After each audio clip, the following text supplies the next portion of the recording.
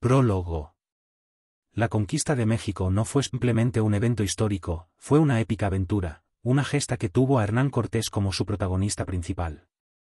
Estás a punto de leer mucho más que una novela histórica. Esta obra sigue fielmente las descripciones de Hernán Cortés en sus cartas de relación, pero está narrada con el ritmo misterioso y trepidante de una epopeya que marcó la historia para siempre.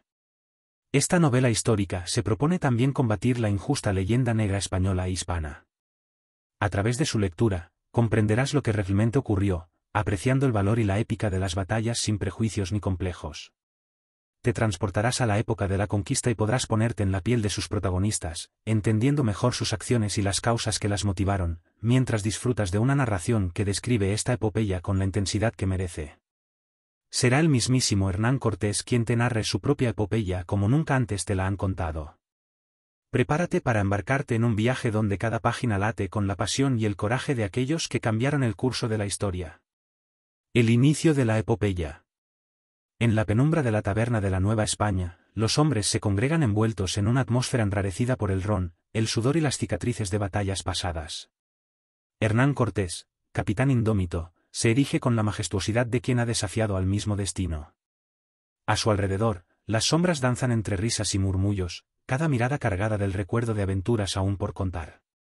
Con la autoridad de quien ha escupido a la muerte en su mismo cadavérico rostro, la voz de Hernán Cortés retumba con la firmeza de quien ha vivido 1000 batallas. Los ojos de los presentes se fijan en él, ávidos de escuchar de su boca la narración de una gesta que cambiaría el curso de la historia. Poned atención y dejad que sea yo el que os cuente la verdadera historia de la conquista de México, de valientes y miserables. ¿Qué de todo hubo? Cada palabra se clava en las miradas y corazones de los presentes, ávidos por revivir, junto a Hernán Cortés, tan magnífica epopeya. Amigos, antes que vuestro leal servidor se internara en las tenebrosas fauces de aquellos falsos ídolos, 3 valientes decidieron explorar las maravillas ocultas de estas tierras recién descubiertas. Esos valientes nombro: Francisco Hernández de Córdoba, Lope Ochoa de Caicedo, y Cristóbal Morante. Con el arrojo que, solo quien lo ha vivido conoce, zarparon hacia lo desconocido, ansiosos por hallar gloria y fortuna. Pusieron rumbo a Yucatán y tomaron tierra en un pueblo llamado Campoche. Esa mañana, una bruma rojiza como la sangre envolvía toda la costa en un manto de misterio. Nuestros valientes se hicieron a los botes y no pararon de bogar hasta golpear la enigmática orilla. Saltaron de los bateles expectantes con las manos prestas a las armas, resistiendo contra un furioso oleaje que los envolvía hasta la cintura. Mientras unos pocos se afanaban por asegurar los botes en la costa, luchando contra las embestidas de un mar hambriento de carne humana, el resto del grupo se mantenía en guardia, escudriñando cada rincón de la densa arboleda que marcaba el límite de la playa. Cada hoja ondeaba como una promesa, al tiempo, como un demonio sigiloso, atrayéndoles, a la vez, erizando cada pelo de sus cuerpos. Inesperadamente, entre la rojiza neblina y la furia de las olas, un centenar de nativos salieron a su encuentro con tranquilizantes gestos de hospitalidad y regalos de oro, como si algo o alguien les hubiera avisado de su inminente llegada. Los nuestros les correspondieron, aunque ojo avizor, y les dieron cuentas, espejos y un puñal del mejor acero de Toledo. Allí comieron todos, compartiendo el pan y el vino español con las exóticas frutas y exquisito pescado que trajeron los nativos. Y así transcurrió el día cuando, atardeciendo, les pidieron permiso para pasar la noche en el poblado, mas el jefe indígena no concedió por más buenas razones que le dieron. Y no tuvieron más opción que la de verse obligados a pasar la noche a la intemperie, lejos de la protección de sus navíos. Azotados por el viento, montaron un improvisado campamento en un pequeño promontorio cerca de una de las playas y destacaron centinelas prestos para ponerles en pie, si cualquier amenaza, de este mundo del mismísimo Averno, viniera por sus almas. Todos pasaron la noche comidos por los mosquitos que, cual vampiros, parecieran haber hecho un pacto con los demonios del lugar para extraerles todo su vigor. Solo la luna y las titilantes estrellas daban algo de paz en aquel remoto páramo, lejos de su hogar. Mientras, entre pesadillas, había quien soñaba como las voraces olas de la playa deshacían sus restos mortales. Y más que pesadillas fueron premoniciones porque al alba una lluvia de lanzas y flechas cayó sobre ellos un segundo después de que los centinelas dieran la voz de alarma. De los 26 valientes caídos en la batalla, 20 murieron en ese primer ataque, sin apenas haber podido tomar la rodela y desenvainar su espada. Y sabe nuestro Señor que, la desesperación por ver tan de cerca la mueca de la muerte, les dio la fuerza para hacerles retroceder a espadazo limpio, hasta obligarles a meterse dentro de la maldita arboleda de la que salieron. Dicen que no hay un palmo de tierra sin una tumba española. Allí cayeron 26 de los nuestros. Y del resto, todos heridos, que no se salvó ni uno. El mismísimo capitán Francisco Hernández de Córdoba, con más de 30 heridas, y casi muerto, mantuvo la entereza para disponer la vuelta a las naos y tornar a la isla Fernandina. Entre el sórdido silencio de la muerte, rasgado por los gritos de dolor de quienes trataban de sujetar sus abiertas y profundas heridas, el capitán contemplaba dolido el devastador saldo de la batalla. Más de la cuarta parte de sus hombres yacerían allí para siempre, lejos de patria y familia. A buen seguro, el enemigo se preparaba para atacar de nuevo y terminar lo que había empezado. No tenían tiempo para vanas lamentaciones. La lógica militar les urgía a volver a los bateles, antes de sufrir más bajas que dieran al traste con su misión.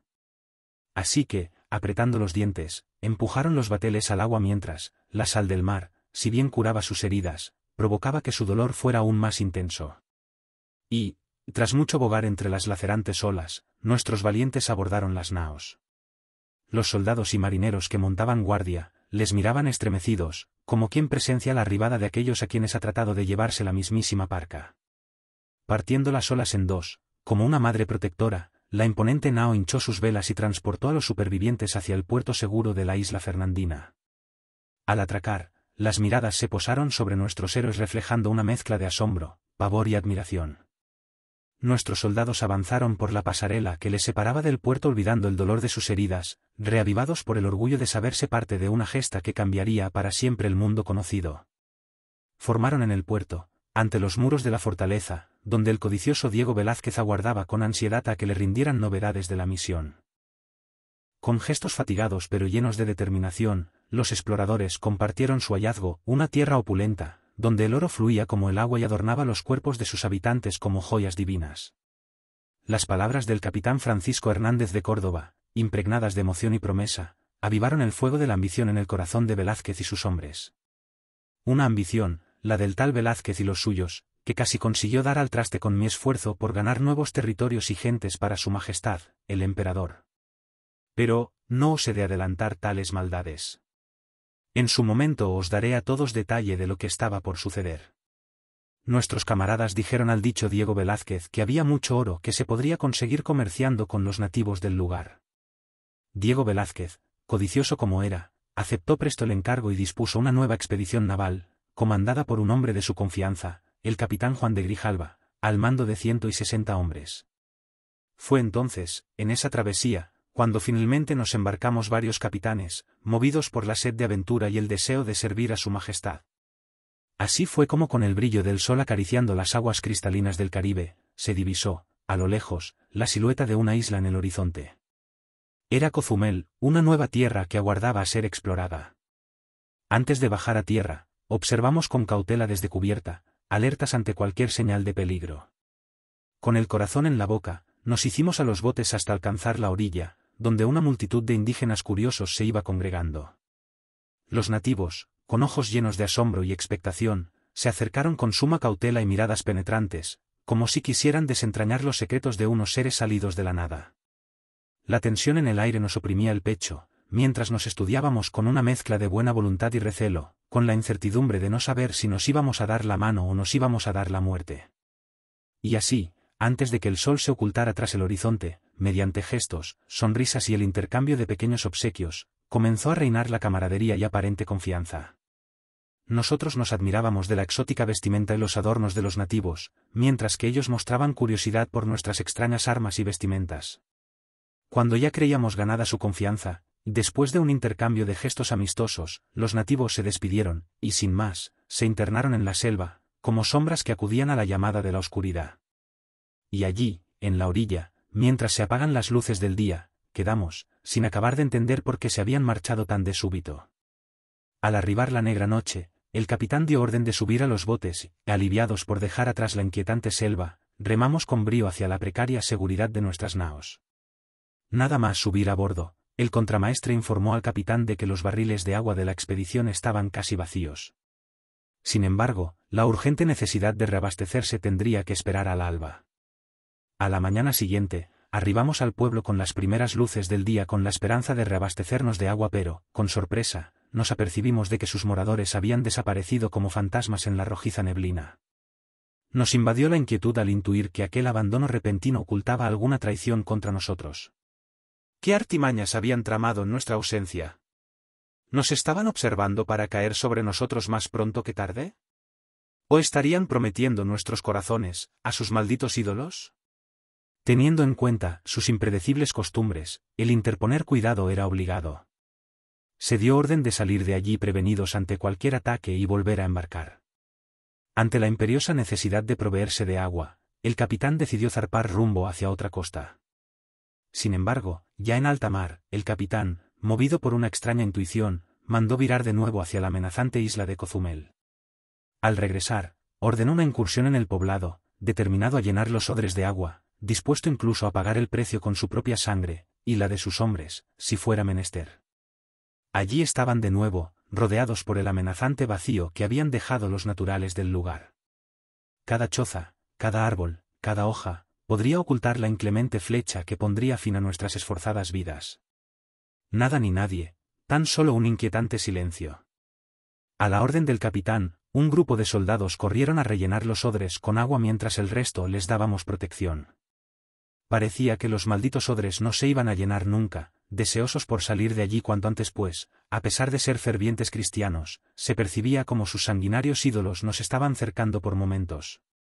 Cada gota que caía en el recipiente resonaba como un eco de nuestra urgencia por escapar de aquel lugar, donde las sombras de los dioses paganos parecían acecharnos en cada rincón. Con el corazón martillando nuestro pecho, finalmente logramos abastecernos y el capitán Grijalva ordenó la retirada mientras manteníamos la guardia ante cualquier emboscada que pudiera surgir de entre la arboleda. Con el último barril de agua asegurado en la cubierta, nuestros hombres se apresuraron a preparar las velas y los aparejos para zarpar. Las sombras de la noche comenzaban a extenderse sobre el horizonte mientras quedaba atrás la inquietante isla de Cozumel. De nuevo en alta mar, navegamos hasta alcanzar el puerto de Campoche, donde los nativos al divisarnos, con grandes gritos y gestos amenazantes, se aprestaron para el combate. Con mucho esfuerzo, y con todos prestos a echar mano a las armas, nuestro intérprete consiguió convencerles de que tan solo veníamos a comerciar y a aprovisionarnos de agua. Más poco pudimos comerciar pues no tenían oro. Como nuestro capitán no quería que se repitiera lo de Cozumel, allí mismo mercadeó para que les permitieran llenar los odres con agua. El jefe del poblado consintió, a cambio de unas cuentas de cristal, que ellos usaban como monedas, se hizo el trato. Pero tan pronto como llenamos los odres, sus rostros comenzaron a mudar, dibujándose una mueca hostil en todos ellos y urgiéndonos firmemente para que abandonásemos la isla. Y, por más que nuestro intérprete trató de hacerles entender que precisábamos un día más para cargar y preparar la embarcación a fin de partir, no concedieron, y sin más, tuvimos que marchar para la costa, eso sí, muy alertas ante cualquier argucia de los nativos. Esta vez, tuvimos que montar el campamento en la misma playa, pues no había un promontorio adecuado para tal menester. Muchos soldados, supervivientes de la última batalla, yacían tumbados al raso, asidos a sus armas, con los ojos totalmente abiertos e inyectados en sangre, esperando lo que estaba por venir. Mientras, algunos de los soldados restantes, que se acababan de embarcar, les miraban descreídos. Los nativos parecían ser amistosos. Así que, poco a poco y despreocupados, se entregaron a los brazos de Morfeo, pues el día por venir sería azaroso y precisaban reponer fuerzas. Y así pasó cada cual la noche hasta que, el silencio del amanecer fue abruptamente golpeado por el estruendo de tambores indígenas y el ulular de flechas cortando el aire. Los guerreros nativos, envueltos en una ferocidad ancestral, descendieron sobre nosotros con furia desatada. Las flechas, como lluvia de dardos envenenados, encontraron sus blancos con precisión mortal, hiriendo gravemente al capitán Grijalva y a varios de nuestros valientes compañeros. La batalla se desencadenó en un caos frenético, con el estrépito de las armas resonando en cada rincón de la playa. Nosotros, aunque superados en número, luchamos con la bravura propia de quienes ya habían aceptado la muerte. Sin embargo, la embestida implacable de los nativos y la devastadora lluvia de proyectiles nos hicieron comprender la imposibilidad de mantenernos en tierra firme. El capitán, gravemente herido, a pesar de la sangre que manaba de su boca, encontró las fuerzas para ordenar retirada a las naos. Cubriéndonos desesperadamente unos a otros, para no ser abatidos o, lo que es peor, llevados aún vivos ante sus ídolos y sufrir una muerte terrible, ganamos las chalupas en aquel mar que pareciera ansiar tragarnos hacia su negro abismo. El capitán Grijalva, aunque herido una vez más y debilitado, mantuvo su tempel de acero mientras daba la orden de zarpar, dejando atrás una playa teñida de sangre y el eco de un enfrentamiento que, aunque breve, quedaría grabado en la memoria de todos nosotros para siempre. Y así, proseguimos nuestro viaje por la amenazante costa hasta llegar a las orillas de un imponente río, al que decidimos llamar Río de Grijalva, en honor al valeroso capitán que lideraba nuestra expedición. Pero la alegría del descubrimiento pronto se vio empañada por la sombría amenaza que nos aguardaba en las riberas. Al despuntar el alba siguiente, y dirigir nuestra mirada hacia las orillas, nos encontramos con la que podría ser nuestra última aventura si Dios, nuestro Señor, no nos auxiliaba. A ambos lados del río se había congregado una multitud de furiosos guerreros, armados con arcos tensos, flechas afiladas y lanzas relucientes, dispuestos a acabarnos en cuanto pusiéramos un pie en la arena. Era como si sus perversos demonios hubieran corrido la voz de que llegábamos a sus costas. De otra manera, ¿por qué encantamiento estaban ya pertrechados y apercibidos para nos poner fin? Contamos varios el número de guerreros y todos coincidíamos en que eran obra de 5.000 hombres listos para arrasarnos. Era un espectáculo imponente, y esta vez, todos bien creíamos que nos habían de matar por muy bravamente que arremetiéramos. El capitán Grijalva, al divisar la numerosa congregación indígena en las orillas del río, decidió mantener a nuestra tripulación a bordo de los navíos hasta que, con el intérprete, hacerles, una vez más, entender que veníamos a comerciar. Finalmente, un grupo de 20 indígenas aceptó el desafío, abordando una canoa y dando muestras de su valor, remaron hasta la nao capitana. Desde la nao, el capitán, a través de nuestro intérprete, les ofreció trocar nuestras mercancías por oro y así, tenerlos por amigos para que les diéramos a entender quiénes éramos y de dónde veníamos. Los nativos, con curiosidad y cierta desconfianza, aceptaron la propuesta, y al día siguiente, regresaron con algunas joyas de oro que rescatamos con nuestras mercancías, marcando así, el inicio de un primer encuentro pacífico entre dos mundos que, aunque diferentes, estaban destinados a mezclarse. Dejándoles como amigos, nuestra flota se hizo a la vela y navegamos hasta alcanzar una bahía que nombramos la Bahía de San Juan. Sin quitar ojo a la densa selva, descendimos de los navíos con cautela, conscientes de la facilidad con que mudaban de intención los nativos de aquel nuevo mundo. Pronto se acercaron lugareños y con la prudencia que la situación requería, nos dirigimos a ellos a través de nuestros intérpretes, presentando nuestras mercancías como un gesto de amistad y respeto. Los nativos comenzaron tímidamente a traer consigo algunas piezas de oro y tejidos, como dando a entender su buena disposición. Algo más relajados, departimos todo el resto del día con ellos, pero, como ya sabíamos sus costumbres, esa misma noche embarcamos y tornamos para dar cuenta a Diego Velázquez de todo lo acontecido. El codicioso e infame Diego Velázquez. Una vez allí, el gobernador Diego Velázquez mostró enojo por la poca cantidad de oro que habíamos obtenido. A punto estuve, amigos míos, de desenvainar mi espada y ensartarlo allí mismo, en memoria de los valientes que habían dado sus vidas por cumplir con la misión. Velázquez, ansiando nuevas riquezas, nos dio a conocer que se iba a preparar una nueva armada. Fue esto quizá lo que paró mi brazo, pues no quería truncar la expectativa de enrolarme en esa nueva aventura. Y esta vez, quería encabezarla. La situación no era fácil, amigos. Velázquez, vanidoso como era, no confiaba en mí para liderar esta nueva empresa, pues ansiaba para él toda la gloria y poder. Pero cuando le propuse financiar casi la totalidad de la armada con mis propios recursos, movido por el celo para servir a sus reales altezas, quiso aprovecharse de mi generosidad y terminó por aceptar mi propuesta. Al fin y al cabo, él era el gobernador, y, por tanto, ¿quién quedaría con la fortuna y la fama? En pocas semanas estaba todo dispuesto, pero Velázquez parecía presto a cambiar de parecer, y con todo pagado por mí, nombrar a otro capitán. No había tiempo que perder, tenía que adelantarme a sus planes, así que embarqué a los 400 hombres de guerra en las 10 carabelas, como el que hace un simulacro, y di la orden de zarpar. Ante la mirada atónita de Diego Velázquez, el gobernador Velázquez comenzó a dar voces para detener la expedición, pero su figura se empequeñecía más y más a medida que el viento hinchaba nuestras velas. Los cristianos cautivos. Mas, en medio de nuestro viaje, nos llegó una noticia que sacudió nuestros corazones. Varios compatriotas españoles llevaban 7 años cautivos en las tierras del Yucatán, bajo el dominio de caciques indígenas. Su desdicha comenzó con el naufragio de una carabela cerca de Jamaica, y desde entonces estaban prisioneros entre los nativos. La historia de estos hombres me conmovió profundamente, y me sentí en el deber de acudir en su auxilio. Consideré seriamente la posibilidad de zarpar con toda nuestra flota para rescatarlos personalmente. Pero los pilotos me advirtieron sobre los peligros de las costas y la falta de lugares seguros para nuestras naves. Aunque me pesó en el alma, no me quedó más remedio que descartar la idea de una misión de rescate a gran escala. Aún así no los iba a abandonar a su suerte. De modo que, puse en práctica otro plan. Envié a algunos indígenas con la tarea de encontrar a los cautivos. Les escribí una carta, alentándoles para que huyeran hacia nuestra posición, que allí los rescataríamos. Mientras esperábamos en la isla de Santa Cruz, aguardando noticias de los cautivos, rezamos para que encontraran la fuerza y el coraje para liberarse de aquel cruel cautiverio, dispuestos a recibirlos y protegerlos como hermanos cristianos que éramos. Pero, después de enviar a los indígenas con las cartas, quedé intranquilo porque, no me convencía del todo que la tarea se llevara a cabo como yo esperaba.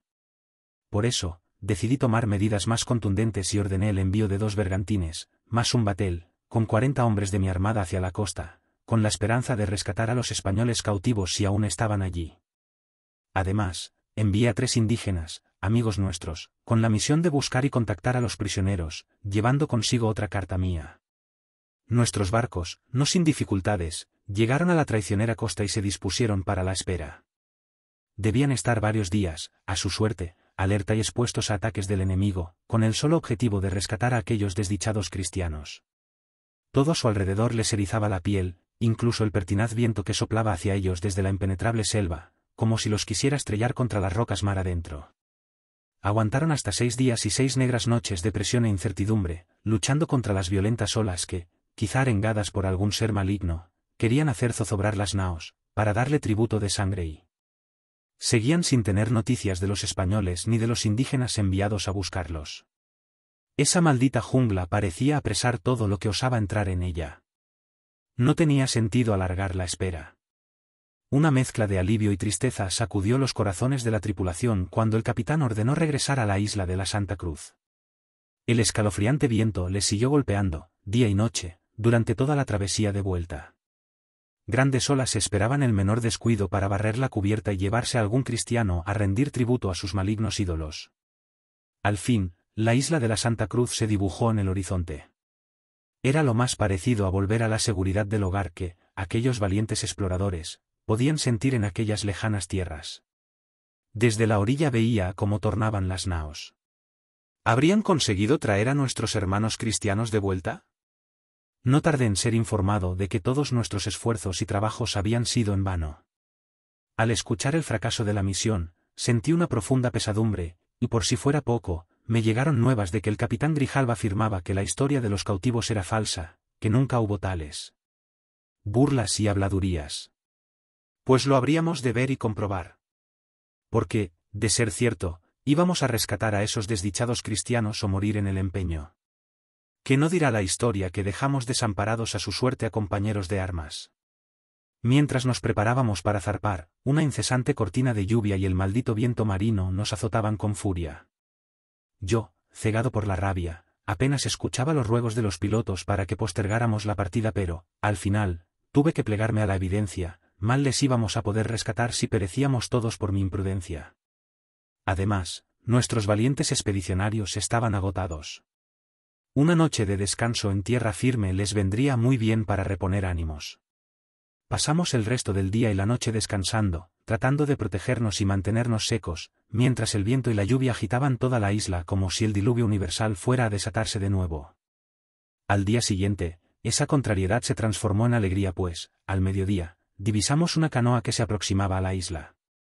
En su interior viajaba Jerónimo de Aguilar, uno de los españoles cautivos. Quien nos relató la angustiosa historia de su naufragio y su largo cautiverio. En un castellano casi olvidado debido a los largos años como esclavo de los indígenas, nos contó, entre lágrimas, cómo habían naufragado frente a esas traicioneras costas, y con varias mujeres y hombres, alcanzado tierra en una precaria chalupa. Su inmersión en el idioma nativo había sido tal que, a veces, no recordaba las palabras en castellano y las decía en ese otro idioma, a tal punto que, eran nuestros intérpretes quienes tenían que traducir parte de lo que Jerónimo trataba de expresar. nos entristeció profundamente escuchar que todas las mujeres habían muerto de enfermedad, sacrificios o por agotamiento, debido a los duros trabajos a que fueron sometidas.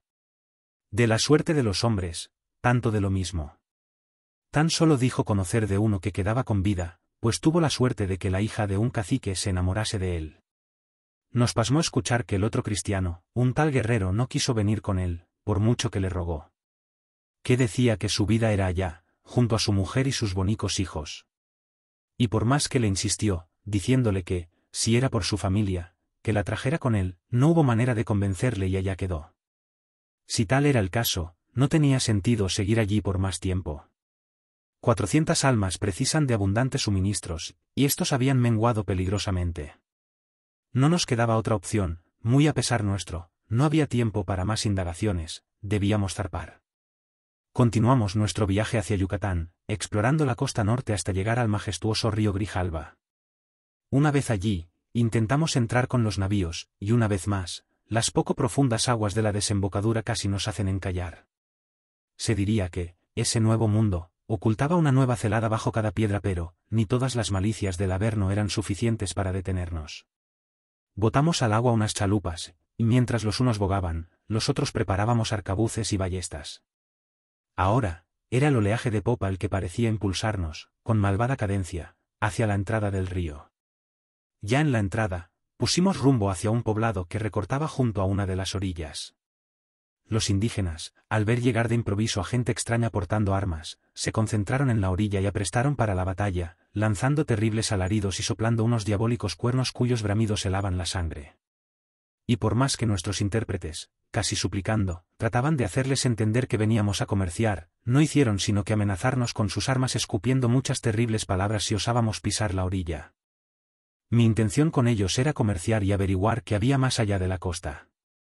Así que, ante tal desafío, y para calmar las aguas, no nos quedó más opción que retirarnos a unos arenales cercanos, donde pasamos la noche, con la esperanza de poder convencerles de que veníamos de paz.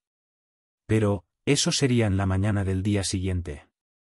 Al atardecer dispuse el doble de centinelas que de costumbre, pues, conocía cuán rápido y cruelmente podían diezmarnos con sus saetas, si nos sorprendían otra vez como sanguinarios espectros salidos de la niebla. La negra noche fue larga. Espeluznantes rugidos nunca antes sentidos por alma cristiana resonaban entre la espesa arboleda a pocos metros de nosotros. Unos creían que eran estertores de ánimas malignas, y otros decían que más bien provenían de monstruosas criaturas o, quién sabe si, de alguno de los terribles demonios que idolatraban en esas tierras. Parapetados tras los bateles, los centinelas apuntaban sus arcabuces y ballestas hacia la densa selva mientras, la tensión y el frío de la noche, agarrotaba sus dedos. Mientras tanto, el resto de los soldados tan solo conseguía dar una corta cabezada de vez en cuando. Al despuntar el alba, los centinelas gritaron alarma. Unos nativos se aproximaban remando con brío sobre una canoa. Los nativos, cubiertos con taparrabos de algodón decorado y vistosos penachos de plumas, llevaban su piel marcada con tatuajes con tonos rojos y negros. No parecían venir en son de guerra, pero ordené a todos que se aprestaran para la batalla mientras que, con gestos, me mostraba amigable hacia ellos. Llamé a Aguilar, nuestro nuevo intérprete, junto a mí. No quería ofenderles con cualquier malentendido, y Jerónimo de Aguilar era el mayor experto en su lengua con que contaba en mis filas. Y el de mayor confianza, por ser cristiano.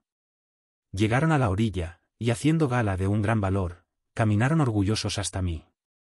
Unos portaban arcos de madera fina y flechas con puntas de obsidiana, mientras otros llevaban macanas de madera dura y escudos de cuero adornados con plumas y conchas.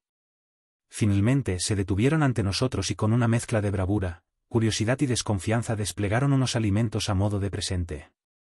Sentí alivio al ver que venían en son de paz, mas fue fugaz porque, mientras el que parecía ser el capitán de ellos hablaba, Jerónimo traducía: tomad estos presentes y abandonad nuestra tierra ahora o, de lo contrario, os aniquilaremos a todos.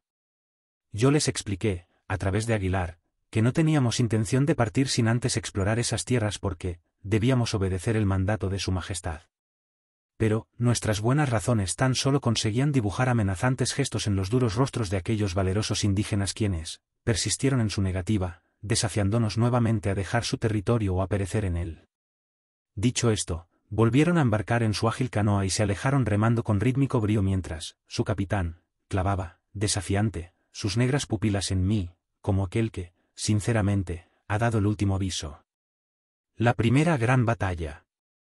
Muy a mi pesar, la vía diplomática estaba agotada y el choque parecía inevitable. Con el alba despuntando en el horizonte, ordené a mis soldados que se alistasen para la batalla.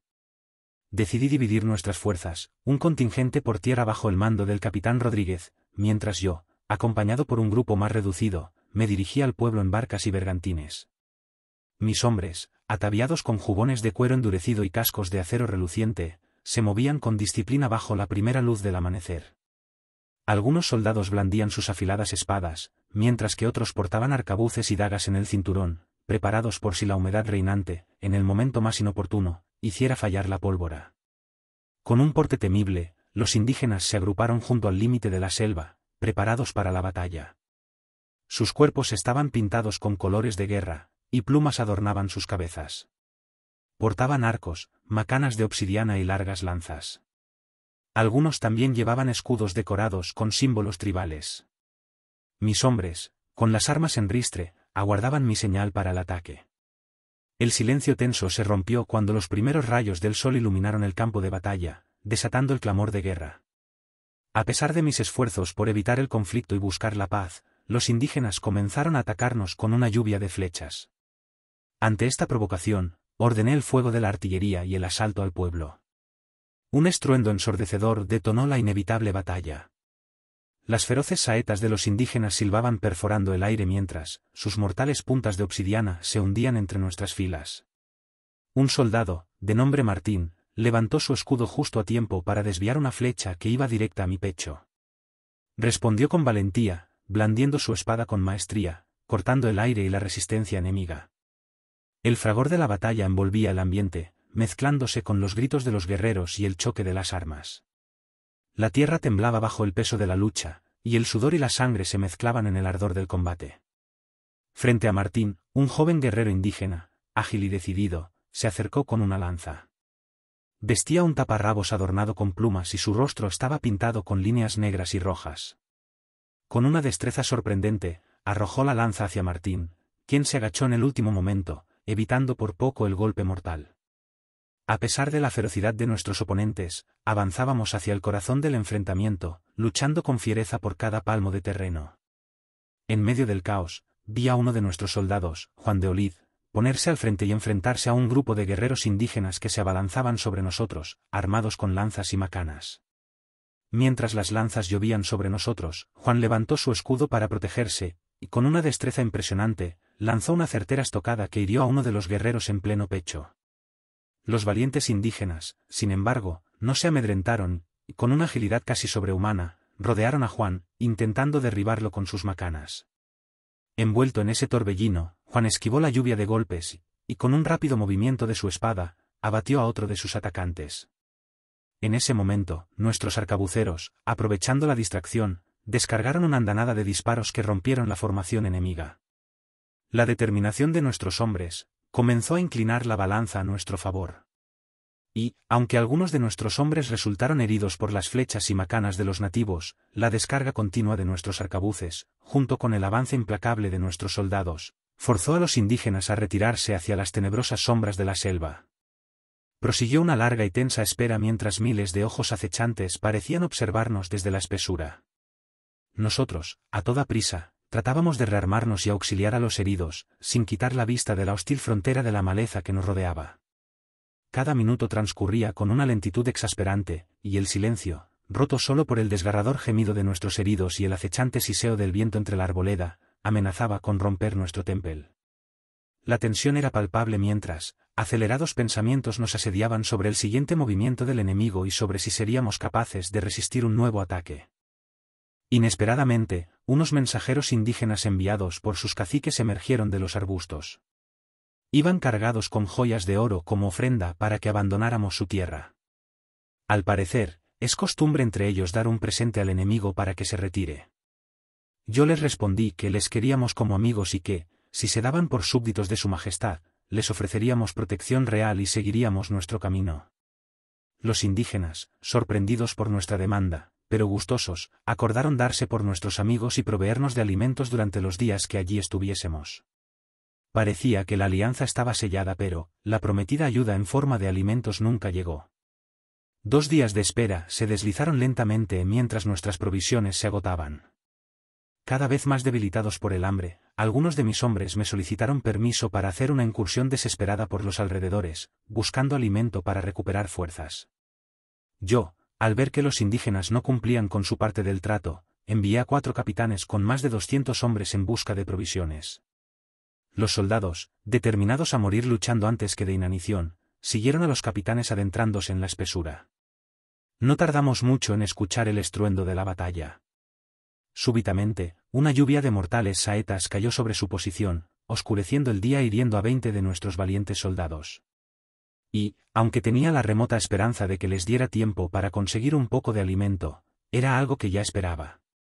Presto, ordené la salida de la caballería para cubrir la retirada de nuestros hombres hacia el poblado. Ya las sombras de la noche caían sobre nosotros. Solo nos restaba reagruparnos en el poblado para tratar de sobrevivir hasta el siguiente alba. Allí dentro, entre la maleza, descansaban las 20 almas de nuestros compañeros. Esos malditos nos tenían en jaque. Debíamos tomar la iniciativa antes de que acabaran con nosotros con las flechas y la hambruna. Ordené a un grupo de nuestros hombres que avanzasen por el camino más ancho, el que parecía conducir a las mismas entrañas de la selva, pero esta vez dispuse a un grupo de caballería sigilosamente camuflado a un margen de la vereda. Los soldados de avanzada deberían servir de señuelo para que los nativos arremetieran contra ellos, y en nuestra retirada, dejar que la caballería los sorprendiera por retaguardia. Semejaba un plan audaz, mas cuando los jinetes vieron desaparecer en el horizonte al último soldado de la expedición, se preguntaron si volverían a verlos con vida. No pasó mucho tiempo hasta que estremecedores alaridos de guerra erizaron el vello de jinetes y bestias. La avanzada estaba siendo azotada con furia por un granizo de lanzas y flechas. El primer choque se saldó con varios soldados heridos, quienes aún atravesados por las saetas daban buena guerra a los nativos. Los capitanes ordenaron retroceder sin dejar de darles cara y ofenderles con las armas. Los nativos, en lugar de decrecer, parecían aumentar en número por momentos y, enardecidos por el terreno que iban ganando, continuaban mordiendo las prietas filas españolas. Los jinetes, ocultos y camuflados al margen del camino, eran testigos privilegiados de la historia. Pasaron ante sus ojos unos soldados soltando descargas de fusilería mientras otros, espada y rodela en ristre, se protegían de los dardos enemigos al tiempo que hacían probar el sabor de sus espadas al bravoso y enfurecido ofensor. Como en un desfile fantasmagórico, ya pasaron los españoles y tan solo veían a indios correr hacia ellos. Era el momento convenido, el capitán dio orden de cargar. Los indios, cegados por el fragor de la batalla, ni siquiera escucharon la arrolladora nube de polvo y jinetes que pasó sobre ellos como la mismísima guadaña de la parca. Allí se cerró la celada. Los soldados de a pie dejaron de retroceder, pues llegada era la hora de darles cara y apretarles por el frente mientras que los jinetes alanceaban a diestro y siniestro. Con el enemigo retrocediendo, tomaron varios prisioneros, y los indios que consiguieron salir de la celada se lanzaron a la espesura para salvar sus vidas, desapareciendo como fantasmas que prometían volver para atormentarnos. Habíamos vencido, sí, pero nuestros suministros decrecían con la misma rapidez que crecían nuestros heridos. Después de la batalla, regresamos al campamento conscientes de que se precisaba asegurar la paz. Liberamos a 2 prisioneros enviándolos de vuelta con mensajes de perdón y ofrecimientos de amistad a sus caciques. Para nuestra sorpresa y alivio, poco después llegaron 2 indígenas que parecían tener peso entre su gente.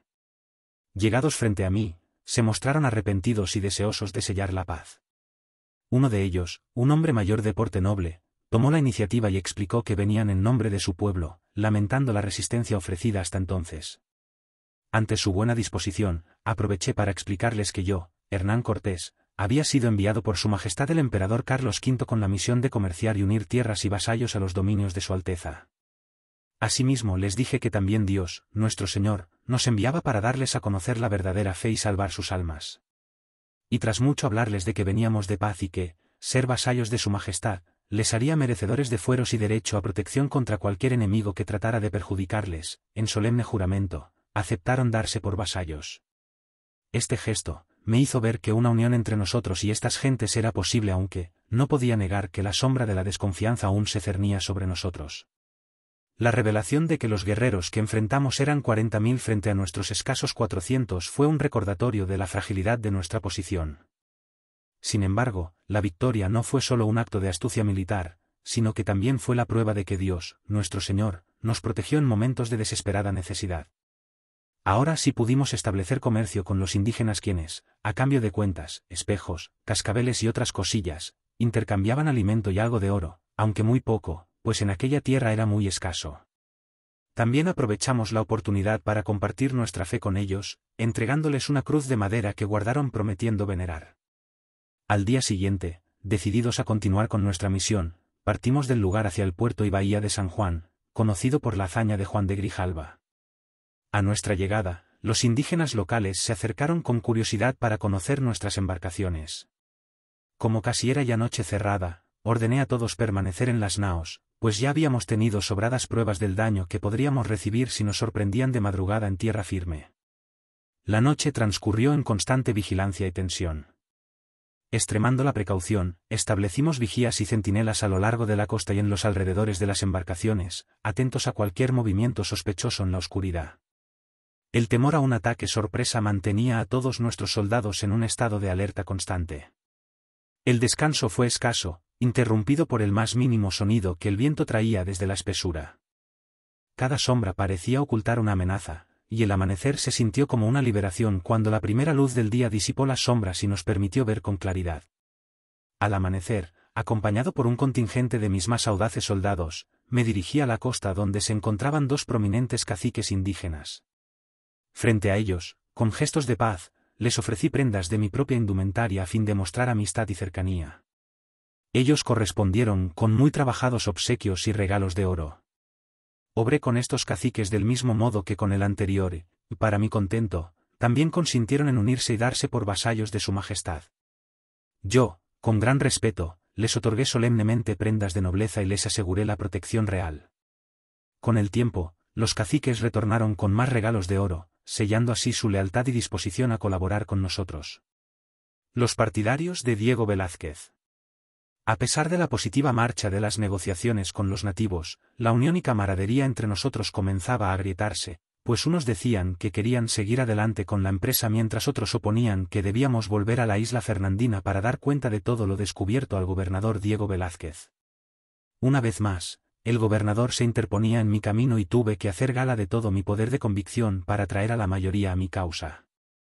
Finalmente, decidí jugármela a una carta, y les pedí que votáramos y decidiéramos todos el futuro de nuestra empresa. Entre evidentes gestos de malestar entre los partidarios de Diego Velázquez, que no se esperaban este movimiento, se votó y decidió por mayoría establecer una presencia permanente en esas tierras y así nació la rica villa de la Veracruz. Así no les dejé alternativa pues, todos tuvieron que jurarme lealtad como alcalde mayor y capitán para liderar la empresa. Incluso los partidarios del gobernador, aunque era muy consciente de que, tarde o temprano, urdirían alguna maquinación contra mí. Sabía muy bien que Diego Velázquez iba a tomarlo como traición y para adelantarme a sus movimientos envié una misiva a sus majestades ofreciéndoles todo el oro, la plata y las joyas que habíamos conseguido y aún más, un quinto de lo que legítimamente les correspondía. Queríamos demostrarles nuestro inquebrantable compromiso y devoción como verdaderos leales al trono. Y evitar así que el mezquino gobernador Velázquez nos acusara de usurpadores. Con la esperanza de adelantarme a las difamaciones de Diego Velázquez, envié a Alonso Fernández Puertocarrero y a Francisco de Montejo como nuestros embajadores con estas riquezas hacia España para suplicar a sus majestades que nos favorecieran y así agrandar sus dominios y gentes. Los dominios del gran Moctezuma. Pero ahora, dejad amigos míos que os hable de aquella tierra. Tenía 50 leguas de costa a cada lado del pueblo, con extensas playas y un interior lleno de maravillas. Allí la naturaleza nos brindaba todo lo que necesitábamos para sobrevivir, llanuras fértiles, ríos caudalosos y montañas majestuosas que se elevaban hacia el cielo. La gente de esas tierras, mis leales amigos, es digna de ser descrita con todo detalle, pues sus costumbres y formas de vida nos asombraron. Desde la isla de Cozumel hasta la villa encontramos a hombres y mujeres de estatura mediana con cuerpos proporcionados pero adornados de maneras que nos resultaban extrañas. Cada provincia tenía sus propias peculiaridades, unos horadaban sus orejas para colocarse objetos de tamaño desmesurado, otros perforaban el cartílago de sus narices para colocar ruedas de piedra que reflejaban la luz del sol como espejos, Y algunos más se horadaban los labios inferiores hasta los dientes para colgar ruedas tan pesadas que deformaban sus rostros. Sus vestimentas eran coloridas y pintadas con vivos colores y las mujeres solían llevar mantas que cubrían sus cuerpos de manera elegante aunque no dejaban mucho a la imaginación. Las construcciones en las que habitaban eran tan diversas como ellos mismos, algunas casas estaban hechas de piedra y cal mientras que otras eran de adobe y paja, mas todas mostraban una cuidadosa planificación en su distribución y diseño. Pero lo más llamativo y al mismo tiempo abominable eran sus prácticas religiosas. Tenían mezquitas y adoratorios donde rendían culto a sus falsos ídolos con sacrificios humanos. Antes de cualquier tarea quemaban incienso y a menudo sacrificaban niños y adultos extrayéndoles el corazón y las entrañas para ofrecerlas a sus deidades. Estas atrocidades eran tan frecuentes que en cada mezquita sacrificaban 3 o 4 mil almas al año. El gran señor de esas tierras y de otras muchas decían ser un tal Moctezuma que moraba a unas 90 o 100 leguas tierra adentro. Nuestros caciques amigos me prevenían de él porque tan gran señor contaba con una fuerza de guerreros de varios cientos de miles.